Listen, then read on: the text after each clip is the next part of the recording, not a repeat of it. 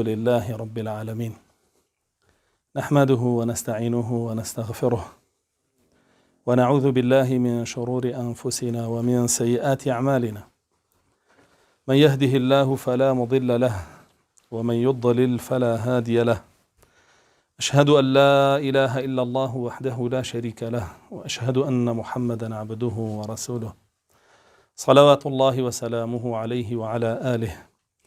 يا أيها الذين آمنوا اتقوا الله حق تقاته ولا تموتن إلا وأنتم مسلمون. أما بعد، فإن أصدق الحديث كلام الله، وخير الهدي هدي محمد صلى الله عليه وسلم، وشر الأمور محدثاتها، وكل محدثة بدعة، وكل بدعة ضلالة، وكل ضلالة في النار. أمسر دمي إيمتيايا أجين رسول الله صلى الله عليه وسلم بملكي جبرينا ببردوه كسردمي بيش زي النبونوي خلافتي إسلامية أو ملك جبري كباسي كردوه رسول الله صلى الله عليه وسلم بريتيلا دا صلاتي طواغيتا كان چونك هيزيك دا صلاتيك أسابين ريب سر مسلمانانا للاين كفري عالمية وهر ولاتو هر منطقيو يكيقلو طاغوتاني كخوان دياريا كان جوارالي خوانا هل يبجيرنو يكن با سر كردان أبينين قرآنيش زور گرنگي داوة بناساندني طواغيتا كان ونمونشي زور هناو بو هناو نتوالى قرآنا وأودا صلاته هي زي كزورترين نموني بۆ هێناوەتەوە لە قورئانە بریتیە لە دەسەڵات و هێزی فرعون لعنەتی ئەڵڵای لێبێ. بۆیە زۆر گرنگە مسلمانان لەمڕۆیە دیراسەی وردی چیرۆکی موسا و فرعون بکەن، کە بەڕاستی مسلمانان ئێستا مستەضعەفن وەکو چۆن موسا و قەومەکەی مستەضعەف بوون، و تاغوتەکانیش لە دەسەڵاتان هەروەکو چۆن فرعون لەدە سەڵاتە بوو. گەردیقەتی چیرۆکی با بڵین موسا و فرعون بدەی ئەتوانی لایەنێکی هەڵبژێری و دیراسەی بکەی کە بریتیا لە ئەرکانەکانی تۆغیان یاخود پایەکانی تۆغیان. تاغوتێک چۆن دروستە بێ و چۆن دەسەڵاتەکەی خۆی سەپێنێ و چۆن ئەو میلەت و قەومی لە بندە سیایەتی هەموویە چەوسێنێتەوە. ئێمە ئینشاءڵڵا لەو ڕوانگەیەوە ئەڕوانی نەچیرۆکی موسا و فرعون ئەرکانەکانی تۆغیان باسەکەین. طبعاً ئەرکانەکانی تۆغیان وەکو هاتووە لە قسەی فرعون و موسایە بریتیە لە 6 دانە.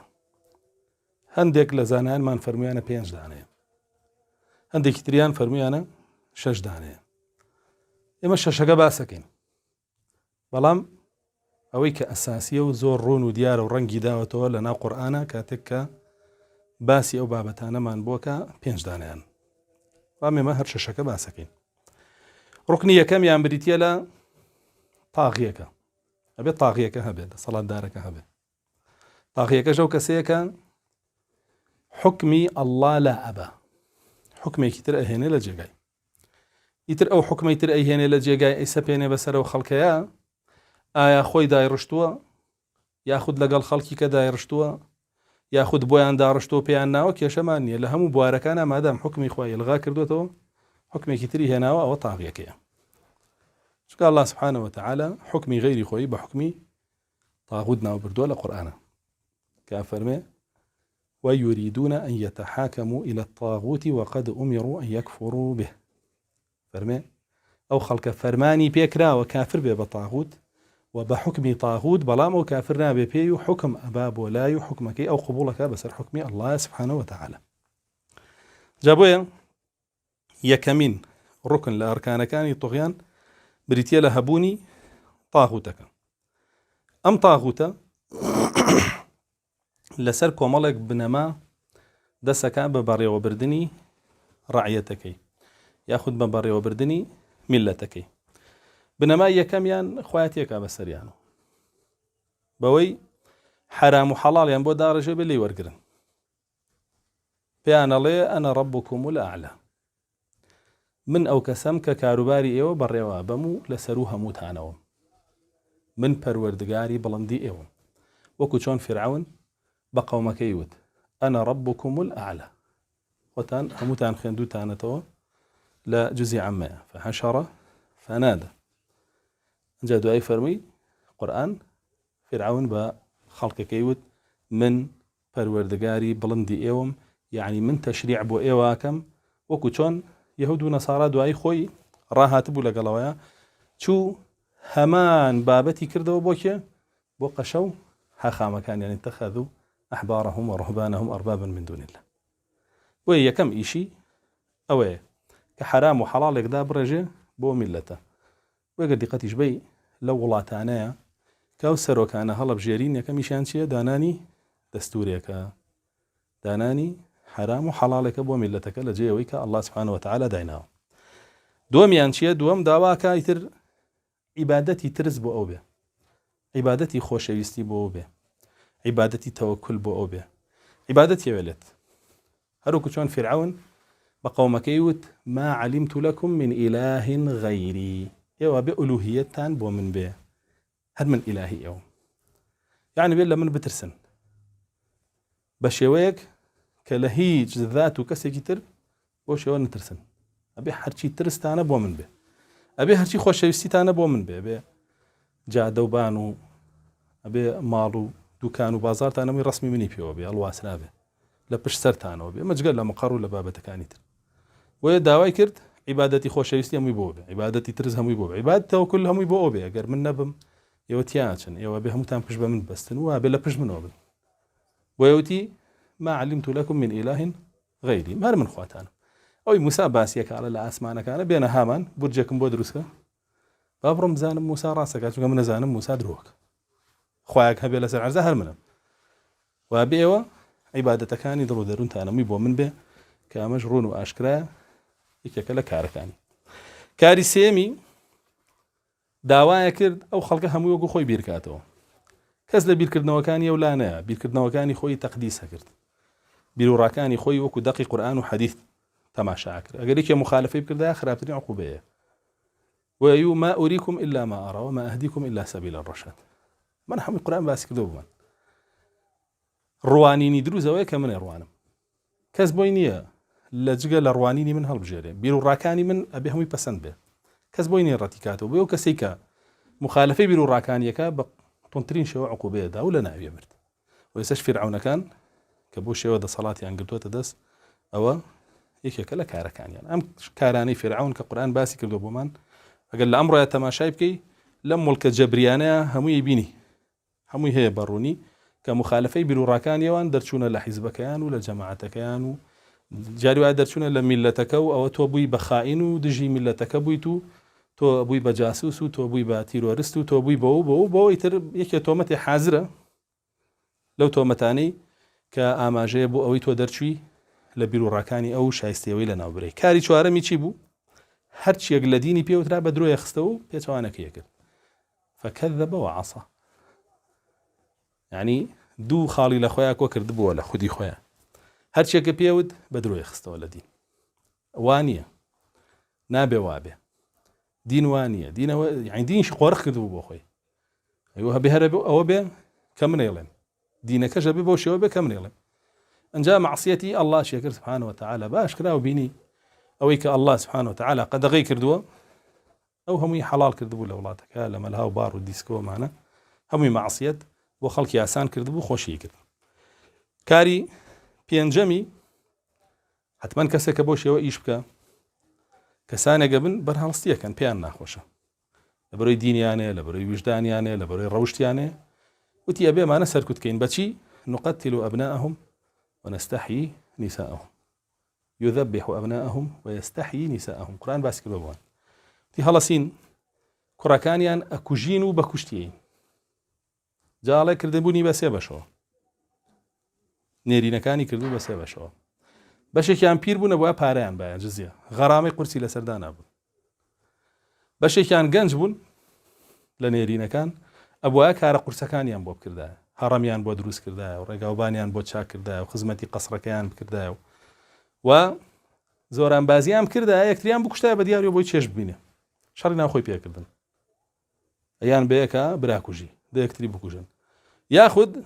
ئەی خستنە پێشی لەشکرەکەی کاتێک شەڕیە بوو لەگەڵ هەکسۆزەکان کە دوژمنی سەرەکی بوون تاریخ باسی کردووە بە کوشتیان دیفاع لە نیشتیمانتان کەن و بڕۆن با بکوژدێن و لێرە ژین لەگەڵمانەوە ئەبۆ شێوە بە کوشتێدان و بۆ خۆی لەسەر خوێنەکەیان ئەژیان ئەمە یقتلون یستحیی نساءهم ئافرەتەکانیشی بەکارێنە طبعا چینی سێم مناڵ بوون گەورەیەکردن و پەروەردەیەکردن لەسەر فیرعونچێتی منهەج و پەیڕۆ پرۆگرامی خۆی هەبوو دوای ئەوان وایان نازانی کە ئەمانە نەوەی بەنی ئیسرائیلن یاخود نەوەی قەومێکی ترن وایان نەزانی ئیلا بۆ دروستکراون خزمەتیان فیرعونە بکەن و کۆیلەی ئەوەن فیدایی ئەوەن بۆ شێوە هێزی تایبەتی خۆی دروستیە کرد لێیان و ئیتر حەشەم و با بڵێن خەدەمی تایبەتی خۆی ئەوانە لە خۆی نزیکە کردەوە بۆ شێوە کە ئێستا ڕۆی بینی هەموو تاغیەکان و بابەتانیانە ئیتر زۆر تیا سەرکەوتوو بوونیان نا ئەویان نازانین یاخود دیقەت بێ لە شوێنێک ڕوویاوە سەرکەوتوو بۆ لە شوێنێک ڕوویاوە سەرکەوتوو نەبوو ئافرەتەکانی چی لێکرا ئافرەتەکانیش کردو بە سێ بەشەوە بەشێکیان پیرەکان بوون ئەوانیش وەکو پیاوە پیرەکانە بۆیە جزیەیەک و غەرامەیەک و پارێکی باشیان بە و غەرامەکەشیان ڕۆژانە بوو بۆ معلوماتتان وەکو چۆن ڕۆژانە تۆ چتە سەر جادە غەرامەکەت سەر جاگە سارێک پێ بێ هەرەکە غەرامەکان ڕۆژانە بووە بۆیە بیاندا یعنی ئەوە نەبوو مانگانە بێ هەفتانە بێ ساڵانە بێ نەبووەوە ڕۆژانە هەبوو غەرامە بۆیە بدرا بەشی دووەمیشی هێنا بوو گەنجەکانیان بۆ دایان پیسی و بەدڕەوشتی کردبوونی بە کچە مۆدێل و بەڕاقیسە و بە موزیق و ئەوانە بەکارهێنان بۆ خۆشحاڵی خۆی بۆ تێرکردنی حەزەکانی خۆی و دار و دەستەکەی بەشی سێمیشی مناڵەکان بوون لە قەسرا خزمەتی پێکردن و ئاوی پێگەڕان و وردە وردە گەورەیەکردن و تدریباتیان پێکردن و جسمیان ڕاهێنان و حتا شوێنیان هەبوو قاڵب دروستیان کردبوو بۆیە هەموو ئەو ئافرەتان لە مناڵیەوە پەروەردەگرێن بە قاڵبیەوە جسمیان دروست بێ بۆی ئەو قاڵبە جسمە خوازراو بوو ئیتر ئێستا ئەمڕۆ سیلیکۆنیتیەکەن وانە ئەو وەختە ئاوا بوو بۆ قاڵبە دروستیانە کردو بۆی چێژی لە بینەمە هەمووی لە تاریخە هاتووە جا بۆیە تەفسیری ئەو ئاەتەکە فەرمێ یقتل أبناءهم ويذبح أبناءهم ويستحيي نساءهم ئەگەر بگەڕێتەوە بۆ مێژوو بۆ شێوە بووە ئەمە با بڵێن کاری پێنجەمی بوو کاری شەشەمی فیرعون بریتی بوو لە بەشبەشکردنی ئومەتەکە لە بەردەست خۆیان جعل أهلها شيعا يستضعف طائفة ئەو میلەتەی بەشبەش کرد بوو تۆ حیزبیەوە بە تۆ حیزبیەوە بە تۆ حیزبیەوە بە تۆ حیزبیەوە بە ئەنجا دوایی تۆ سندیگایەوە بە تۆ سندیگایەوە بە تۆ سندیگایەوە بە ئەنجا دوایی تۆ ڕێکخراویەوە بە تۆ ڕێکخراویەوە بە تۆش ڕێکخراویەوە بە ئەبەو شێوە هەمووی بەشبەش کرد بوو بۆ هەمووشی خۆی یەکێکی دانابوو هەر کامێکیانی بیویستە بیجوڵەنی جوڵان بۆ دژاتیکردنی حەق و ئەهلی حەق واگەرێکیان بیویستە سەرەتاتیەکە بەهێز بێ بەوی کە لە ناوێ برد پێویستی بۆ ناگەر خۆی تەداخولکە بۆ بەشبەشکردنی خەڵکە تەحەزوب کە ئێسێکێکە لە ئەرکانەکانی دینی دیموکراسیەت یەکەم کەس فیرعون بوو درکی پێکرد بوو ئەنجا دوای یەهود درکی پێکرد و ئەنجا دواتر یۆنانیەکان گرتیانە بەر بوو بە ڕێچکە و بە ڕێباز و هاتە ناو هەموو عالەمەوە ێستا بە سەر عالەمە سەپێنراوە بە ساڕوخ و بە لێزەر و ئەبوو بابەتانە ئەمە کاری شەشەمی بوو کە بێ و خەڵکە بەش بێت کە گەرە خەڵکەیە گرتو بێت چیە خەتەرە لەسەر خۆی کە هەمووی یەک ڕای هەبوو ئەو وەختە کە ئەموتینا ئەڵێن بەڵێ ئەموتی بەڵێ ئەوان نا ئەو وەختە بەرامبەری وەسن بەڵام کە هەمووی بەش بوو ئەمەڵێ نا بەشێک لەمان ژەڵێن نا ئەم بەهێز بوو ئەمەڵێ بەڵێ بەشێکش لەمانڵێن بەڵێ ئەو بەهێز بوو ئەوی کە یەکسەرە بێ بە خائین و یەکسەر تۆمەتەکانی بەسەرا سەپێنرێ و لە ناوە برێ ئەو ئیشەکەی خۆی بوو يستضعف طائفة بۆیە بەردەوام ئەو طائفەی کە هێز پایەکە لاوازی بکە و زەلیلی بکە و سەرشۆڕی بکە کاری حوتەمی بریتی بوو لە ئیستیخفافکردنی عەقڵی خەڵکی یعنی هۆش و خەیاڵ و ئەندێشەیانی لێ ئەسەندن بەچی بە حەزەکانیان فاستخف قومه فأطاعوه إنهم كانوا قوما فاسقين داوای کرد لە بڵین لەش فرۆشوینەکان بکەونە ناویان و داوای کرد لە گۆرانی بێژ و چاوش و لۆتی و ڕاقی سەومانە بکەونە ناویان خەڵکەکەش هەمووی دەستی کرد بە سەرنجدانی ئەم ڕاقیسە و ئەم چاوش و گۆرانی بێژوشتانە و مەشغوڵ بووبانەوە هەموو ڕۆژێ حەفلەی تەفاسود هەبوو حەفلەی تەخەڕوجە بوو حەفلەی تەعاروف هەبوو ئەنجا بەهاران بڕۆ لەو دەشت و دەرە هەڵپەڕە داپەڕە بە ئارەزوی خۆت و هەر خەریکیەوە بە هەر تۆزێ پروشەی بەفری کرد ڕاکە لەو شاخ و کێوانە شەڕە تۆپەڵکەی تر تۆ مەشغوڵ ئێمانە بە عەقڵ با هەر لە لای حەز و ئارەزوەکانە بێ کە عەقڵ لە لای حەز و ئارەزوەکان بوو ئەو ئەقڵی استیخفافی پێکراوە چونکە ئەقڵە بێ لای ئەڵڵاه بێ سبحانه وتعالى ئەبێ لای بەرنامەی ئەڵڵاه بێ بێ لای دین بێ بێ لای سەرخستنی دین بێ کە چوێ لای ئەو شتە لاوەکیانە و شەهوەت و حەزەکان ئیتر تۆ ئەبیتە ئینسانێکی ساویلکە ئینسانێکی فاسق مەشغوڵی حەزەکانە بی دەستەمۆیە بی وەکو ئاژەڵە لێت چونکە ئاژەڵ لەبەرەوەی دەستەمۆی حەزەکانێتی تۆ توانی بە تەڵەیەکی ئەوەندە بیگری توانی قوفڵێکی بەپەتێ ئەتوانی بە تەشتێ کە بیبەسیتەوە داینی لەوێە بە تۆزێ ئاو داینی لەوێە بۆ ئیتر عەبەوشەوە استیخفافی عەقڵی کردبوون کاکەش یانێ مانگانە جاری وای بە سێ مانگش نەیانیان نەیەدانێ بە 4 مانگ نەیەدانێ بە ساڵ نەیەدانێ ئەوان هەر چونکە لە بەرەوەی هۆشیان لای حەزەکانیان بوو تۆزێکیشیان دەستکەوت ئایا کێشیان نەبوو ئەبۆ شێوەی تر کاتێک زانی بە تەواوی سەیطرەی بەسەرا کردبوون کاری هەشتەمی ئیدعاوەیە کرد هەموو وڵاتی خۆیەتی ئەلەیسە لی مولک مصر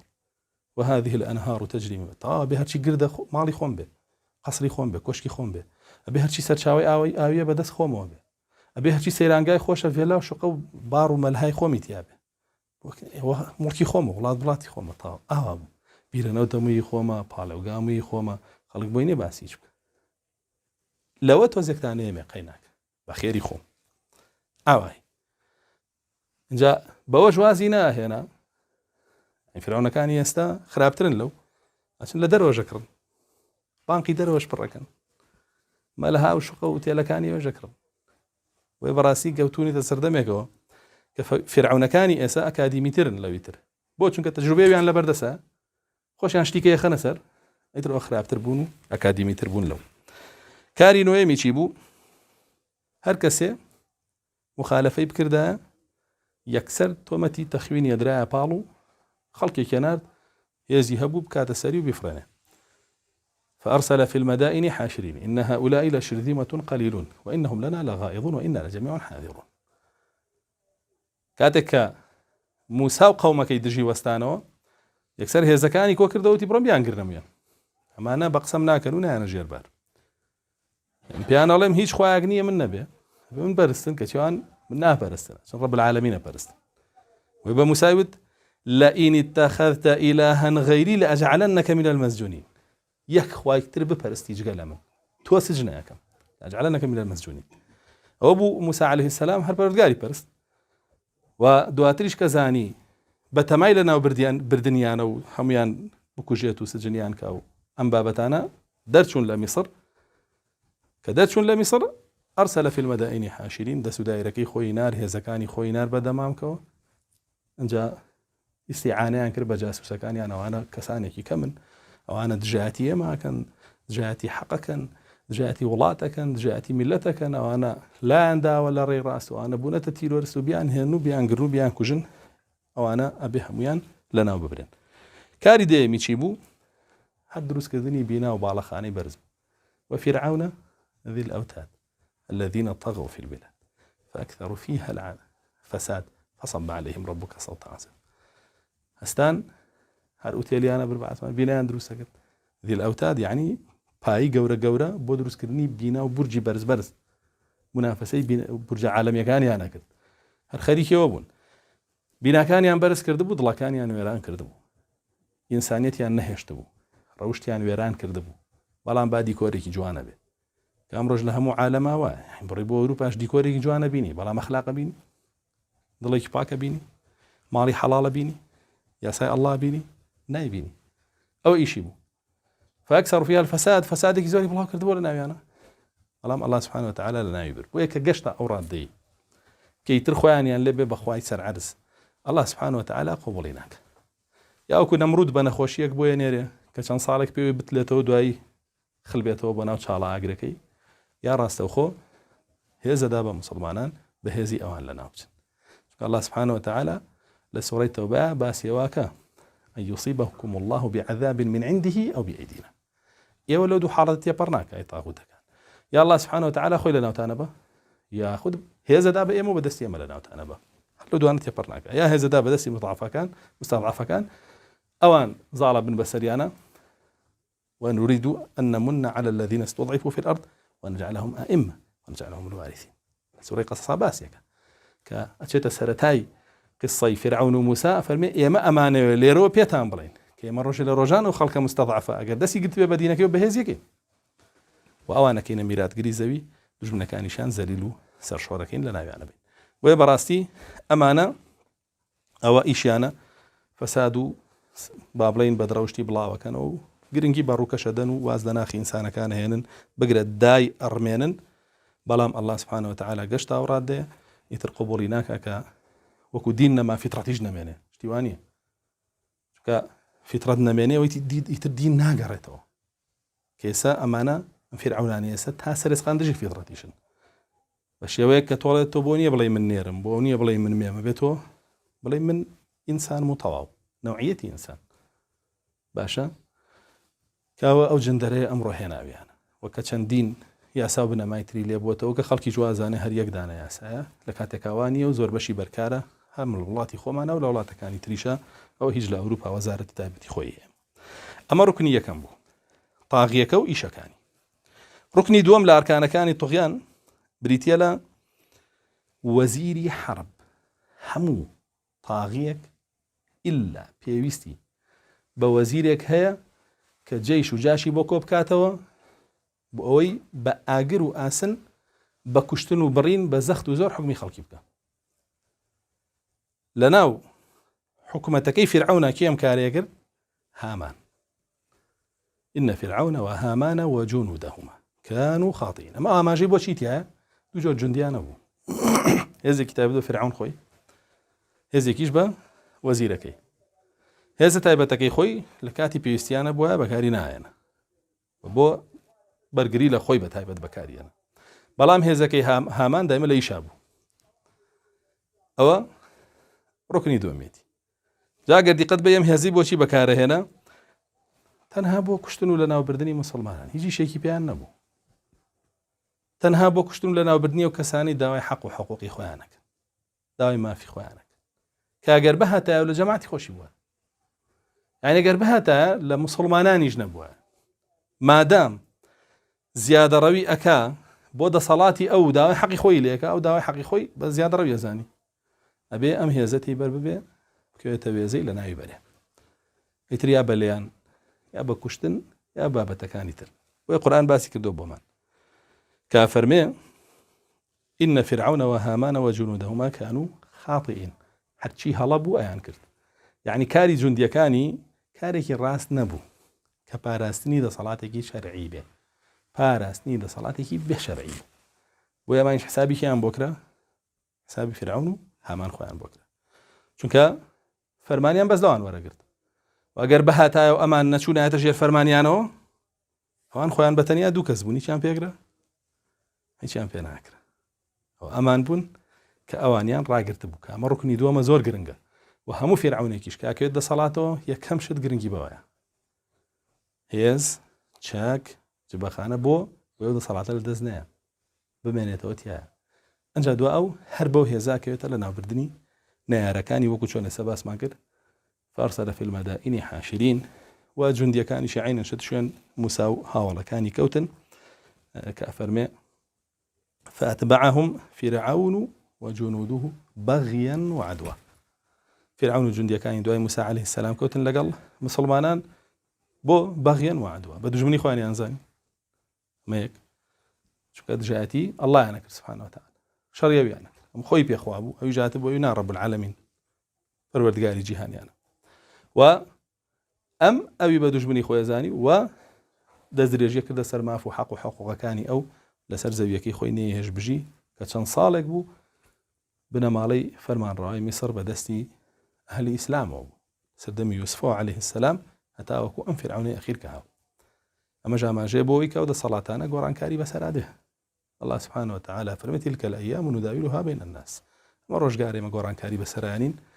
لە نێوان خەڵکەکانە. بۆیە ئەمڕۆ ئەو دەسەڵاتە سبەینێ یەکێکی ترە، دوو سبەی ئەوی ترە، سێ سبەی ئەوی ترە. الله سبحانه وتعالى خۆی بۆ شێوەی کردووە. ئەمە ڕوکنی دووەم بوو. ڕوکنی سێمی تۆغیان بریتە لە ئیعلام. هەموو فیرعەونێ پێویستی بە ڕاگەیاندنێک هەیە بۆ گەوجکردنی خەڵک، بۆ چاواشەکردنی خەڵک، بۆی غەڵەتەکانی خۆی لە خەڵکی بکا بە ڕاستی خەڵکی بکا بە غەڵەت، بۆی کارە قێزەونەکانی خۆی لە خەڵکی بکا بە کاری باش، کارە باشەکانی خەڵکی لە لای خەڵک قێزەون کە. تۆیەک کە قسە ئەکەی بۆ خەڵک هەوڵە دەی دینیان پارێزی، ئەخلاقیان پارێزی، ماڵ و سەرۆت سامانیان پارێزی، خوێنیان پارێزی، تۆ تیرۆرستی. خۆی کە ئەوانە هەمووی داڕمێنێ، هەمووی لە ناوە بە خۆی نوێ خوازە،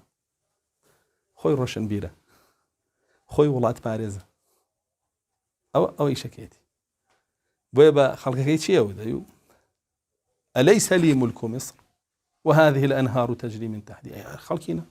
چەند ساڵە من خاوەنی میسر نیم و چاکە لەگەڵێواکەم هێڵم لەسەری بژین، ئاویشتان دەرخواردە ئەمنی ریژی منە، ئاوی پاک و سازگارە خۆنەوە، شکری خواکەن دانیشن قبوڵم کەن و عەبدایەتیم بۆ بکەن. شکری خوا من بەسی خۆیەتی خۆی بوو، بەسی خۆیەتی ڕەب العالەمین نەبوو. بۆیە بەڕاستی ئەو ڕوکنەی ئیعلامە. ئەم ئیعلامەش لەکوێ خۆیە بینێتەوە کە تەماشای قورئانەکەی قال الملأ من قوم فرعون. ئەم مەلە کە باسی کردووە کۆمەڵێک لەناو قومی فرعون کە پێیان وترا مەلە کێ؟ مەلە لە میل ئەوە هاتووە، هەندێک گەڵێن یعنی پڕە لە ڕۆشنبیری و لە زانست ئەبێت لەوەوە معلوماتی دروست بەخش بکرێتەوە. ئیعلامە یعنی بێ دەمسپی خەڵکە ئەبێ خەڵک گوێ لەو بگرێ. ئیعلامە کورت و مختصر. بۆیە یەکەم کەس کە گرنگی بە وەزارەتی ئیعلام ماوە، بە وەزارەتی ڕاگەیاندن داوە، فرعون بووە. ئیتر ڕاگەیاندنیش ئەنواعە. ڕاگەیاندن هەیە تایبەتە بە قەسری فرعون خۆی و بە ئیشەکانی. ڕاگەیاندن هەیە تایبەتە بە ناشرینکردنی نایارەکانی. ڕاگەیاندن هەیە سێبەرە لەناو خەڵکیایە خۆی وا پیشانە دژی فرعونە، بەڵام هەموو کارەکانی لە مەسلحەتی فرعونە. خۆی دایناوە وابێ ئەڵێ تۆ هەندێشت بە من بڵێ بۆی خەڵک سەرنجی بکەوێتە سەر تۆ، ئەنجا دوایی ئەوانەی دژی منن ئەوانش ناشرین کە بۆی خەڵک بڵێ هەر فرعون خۆی باشترە. ئەمانە گەر بێنە سەر حکم واکەن و ئەمانە گەر دەسەڵاتیان پێ بێ واکەن و کورە سەرە بڕن و قاچە بڕن دەسە بڕۆمی درۆ، هەمووی درۆ. لەو کاتەوەی حکمی ئیسلام نەماوە لە سەران سەری زەویە کە بەدەست مسلمانانەوە بوو، کوشت و بڕ و داوێن پیسی و دزی و پیاو کوشتن بە ملیۆن قات زیایی کردووە. دەی چەند ساڵیشە ئەو حکمە ناشری نەکرێت لای خەڵک، ئەکرێ بە تیرۆر و ئەکرێ بە نەدانی مافی مرۆڤ و ئەکرێ بە چەوسانەوەی مرۆڤ. ئەی خۆتان چیتان کردو؟ خۆتان زەلام دەرخوادی تیمساحیان لە ناو تێزابای توێنەوە، ئەو حکومەکەی خۆتانە. ئەی بەڕاستی ئەمە گەورەترین ڕێخۆشکەر بۆی چی بوو؟ ئیعلام بوو. ئیعلامیش بوو کە عەقڵی خەڵکەکەی پێ ئیستیخفافە کرد. خەڵکە دانیش بە دیار هەڵقەوە، دانیش بە دیار فلیمەوە، دیانیش بە دیار دەمی ئەوانەوە، عەقڵی وردە وردە لە دەسەیە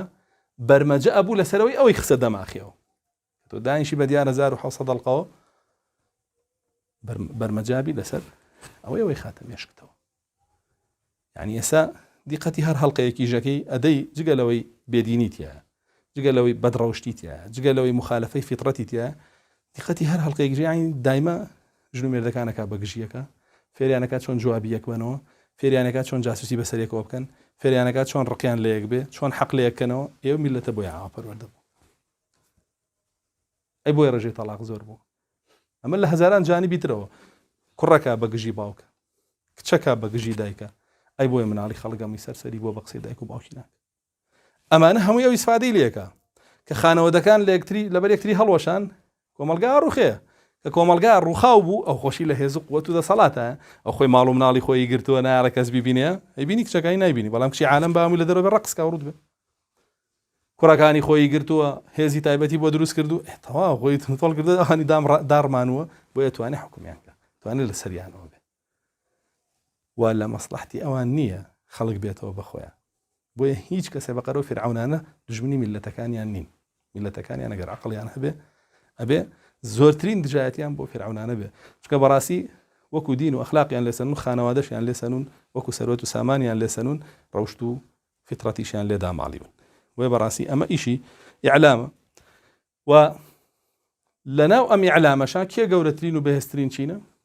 ساحیرەکان. ساحیرەکان زۆربەی ئیعلامیەکان ساحیرەکانی فرعونن. کاتن بۆ لای فرعون وتیان ئین لەنا لەئەجرەن ئین کنا نحن الغالبین.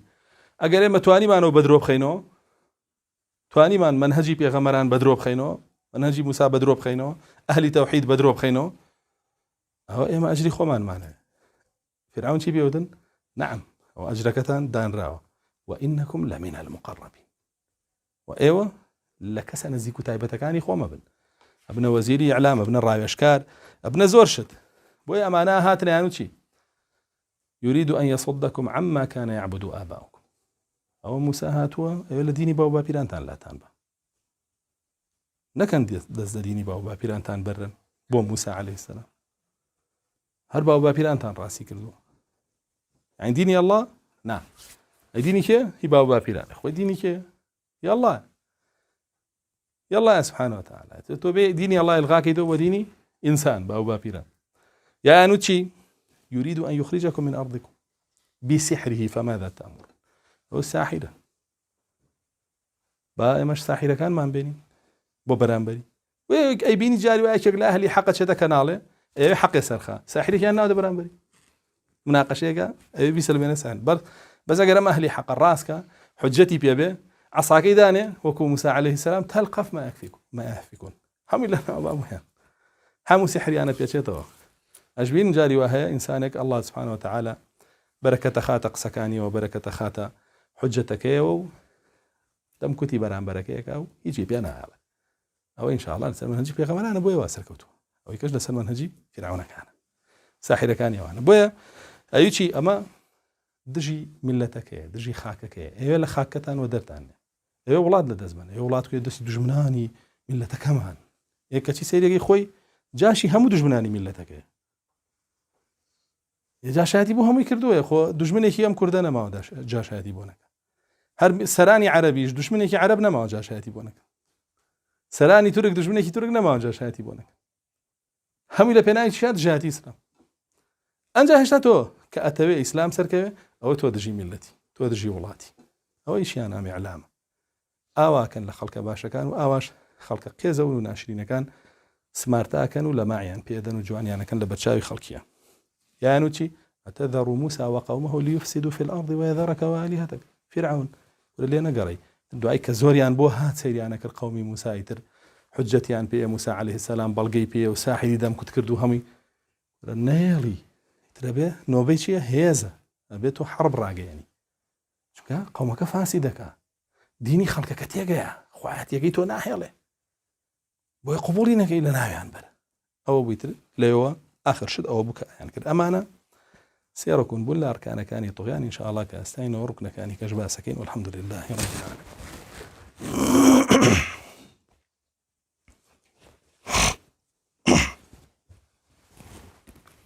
الحمد لله ثم الحمد لله وما توفيقي ولا اعتصامي إلا بالله عليه توكلت وإليه أنيب. اللهم صل على محمد وعلى آل محمد كما صليت على إبراهيم وعلى آل إبراهيم في العالمين إنك حميد مجيد. وبارك على محمد وعلى آله كما باركت على إبراهيم وعلى آله في العالمين إنك حميد مجيد. ركني چوارم بريتي بولا وزيري داراي وزيري مالية كوزيري مالية بابلين فرعون كيبو بريتي بولا قارون وزيري مالية بو همو فرعون بيسي بوزيري كي مالية هي شو كابه داراي أولا تبكي تجير دسية كيكو أو كس الزوربي ترتيب بكابوكي بطاغوتكو بشيكي كميشي بو كويلكان ككويل طاغوتكن بشيكيش بابلين لا خزمة جزارية كاني شوار دوري خوانا سرف كانوا بوا إداري ملتك بكانوا بوا سركتي ملتك بكان شو كأجر داراي كبكيو تدسي ملتك أخوي أنت تشك بو والله ناقري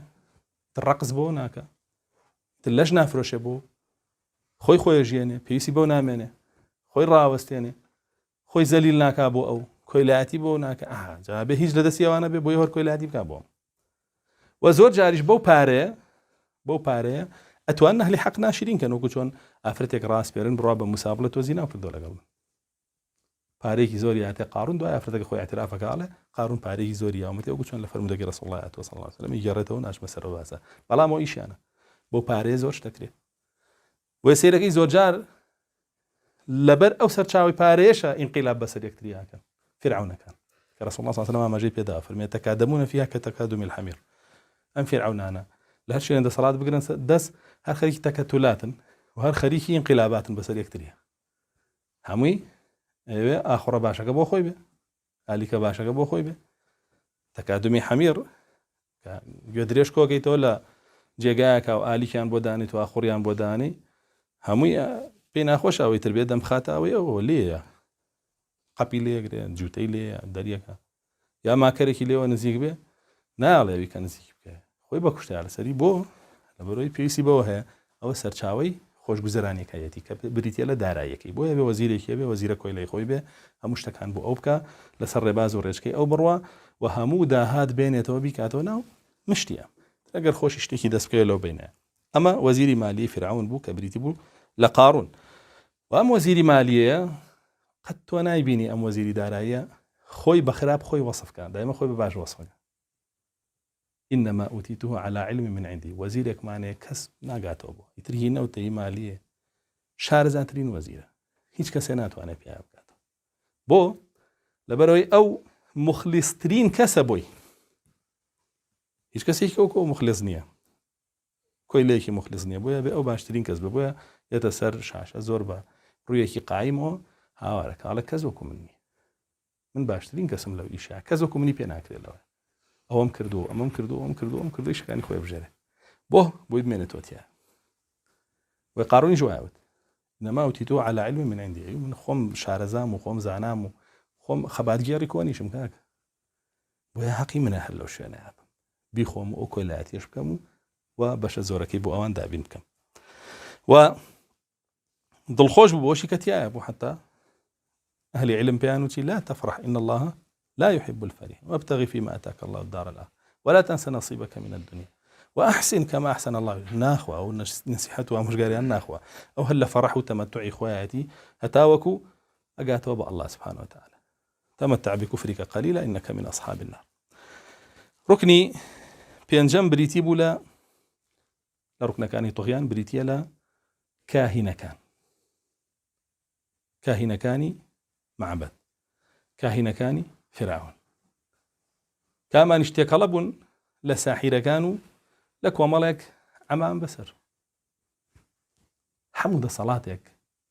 كطغيانك إلا بيوستي با كسانك هي شرعيتي بيبا يتر أويك لخلق كراو بدين لو كاتايا أبي سر قوركاني لدوري طاغوتك بن بوي طغيانك أو شرعين يتر بيالان ولي أمر بيالان سروك بيالان سر كرداتش بيالان هربي بيبلان هربي هيبي أبي وكاهناني هربي وفرعون كهاني أبو وكاهن كاني شي زوربون معابدي خواني أنا أبو هموشتك أنا أبو وهمو كاركي فرعون أنا شرعان لقال ساحرة كان كساحرة كان يجبش كان كاهن طبعا علمي سحر لا فراعين كان أبو همو كسبي زانية همو ماله ساحرة كتابه وبمعلومات لا يوان دين بو هم ماله ساحرة كتابه بلام ساحرة قورة كان لا مالو لا قصرو لا معبد كاني فرعون هبو لا خزمة يوابو وكاهن كان أوان بون كعزتيان بو فرعون جرايا شكو من ديانا دابو كاتك برانبر موسى وسانوتيان شي بعزة فرعون إنا لنحن الغالبون بعزة فرعون إيه مبراوابين وعزة جبو جارينو كتايبة أما جاوين أهانين كموسى عليه السلام ناويتي دينا كيبيان بو ناو بدو وبتمام بو شو لناوي برد وهتاوكو طاغوت كان هبن أم كاهنا نجبن أمرو آن بينيتو كاهنا كاني ديمقراسية حاخا مكاني علمانية ومروش قارة دانيشن كارق يزونا كاني فراعين كان لها مولاتان إسلامية شرعية بيان وجوانية كان لا يخلق أما بينج دانا ركن بولا ركن كاني طغيان أما كسابد بولا لا يزانا ركني ششم هندق العلماء أفرمون بتايبة دماني كلام صالاني دعايا جياون أفرمون بريتيا لملتك خسين راو ملتك بغيرت ملتك استخفاف عقلك راو ملتك ترسين راو ملتك زليل كراو كاوي سامرو بشاي خوما نبينين شعوبي إسلامي بقشتي لعالم زلالة رويتيا كردون رسواي رويتيا كردون بويا أو فرعون أنا بيابي أو حكمي عنك قالوان استخفاف عقلي أنك راو إطاعي فرعون كان أنك ذا أو نيتواني ظالبة بس لنا إنهم كانوا قوما فاسقين لبروي قومي فاسقون يعني درتشوبون لدين لا ريبون التي فاسديش أخوة برا إمام عمر يجزينو بيت وناتواني حكميك عجائبتان لنا إمام عمر بخلق كوفة بخلق حمص يوتي أعياني أهل كوفة وحمص أيو من نازانم شون حكمي أهل كوفة وأهل حمص كم خرسة حكم كردن يعني كيو على إمام عمر كهالي كوفة وأهل حمصيج وكو أهل إستاي وڵاتە مسلمانەکان نەبوون بەگەشتی یانی ئەوەندە فاسید نەبوون ئەوەندە خراپەکار نەبوون. ئیمامی عومەر باسیەکە کێشەکەی چی بوو لەگەڵیانە فەرمێ ئین وەلەیت عەلەیهم لەینا استضعفوه وئین وەلەیت عەلەیهم شەدیدەن شەکەوه. ئەگەر کەسێکی نەرمونیان بکەم بەسەرکردیان بە هەمویان شاڵاوی بۆ بن و لاوازیەکەن و دەستی بەسەراکەن دەستەمۆیەکەن. ئەگەر کەسێکی تون و تۆڵیش کەمە سەرکردیان بە هەمویان شکایەتی لێکن. یعنی تەماشاکە ئێسەیتر ئەبینی هەندێک کەس کە لە دینە قساکە بۆ خەڵکی بانگەوازەکە بە حسابی خۆی ئێوە خەڵکی ڕاست کاتەوە ئەگەر نەرمونیان بێ ئەو خەڵکە ئەمەی تەنازولات پێکە هەرچی حرامە حەڵالیک. خۆتان نابینن مەلا ناسکۆڵەکان و پەمەیەکان چۆن هەرچی حرام و حەڵاڵە دەستکاریەکەن و کاراسانیەکەن بە حسابی خۆیان بۆ خەڵک لەسەر حسابی چی؟ لەسەر حسابی دینی ئەڵڵا. ئەو میلەتی خراپ. وە کاتێکیش کە مامۆستایەک تون و تیژە بێ لەگەڵیانە ئەوێ لە کوفر و شیرک و ئەوانە بیان گێڕێتەوە بانخوازێک وابێ اینجا هەمووی شکایەتی لێک. ئەوە کەی مامۆستایەوە کەی وابێ باشە تۆ وەرە قسەکەی بە لە پێوەری شەرع بزانە وایەنە کردارەکەی بە لە پێوەری شەرع بزانە وایەنە نایکە شتیوانە بەڕێی میلەتێکی فاسیدە بەڕێی قەومێکی فاسیدە دینەکەی خۆی قبوڵ نییە دینەکەی لێ بۆ بە هەوا ئارزوی يؤمن ببعض ويكفر ببعض اتخذ إلهه هواه لەبەر ئەوەیە لەبەرەوەی ئیعلامەکە توانیوێتی حەقی لێ بکا بەتاڵ بەتاڵی لێ بکا بە حەق لەبەرەوەی ترسەکەش وای لێ کردووە لە پێناوی مانەوەی لە ناو مەسلحەتەکان و خۆشیەکانیە سەر شۆڕکا بۆ هەموو کەسێ و لەبەرەوەی تاغوتێکی ژەپەرستی و حکومەکەی ئەوی قوبڵ کردن. ئەمە شەش ڕوکن بوو کە ئەگەر دیقەتی چیرۆکی موسا و فیرعون بدەی ئەی بینیتەوە تایە داواکارم لە الله سبحانه وتعالى پشتی هەموو فیرعونێک و تاغیەک بشکێنێ و لە ناوی بەرێ و دینەکەی خۆی سەربخا وأهل دينك سربخاء. ربنا آتنا في الدنيا حسنة وفي الآخرة حسنة وقنا عذاب النار. آمين.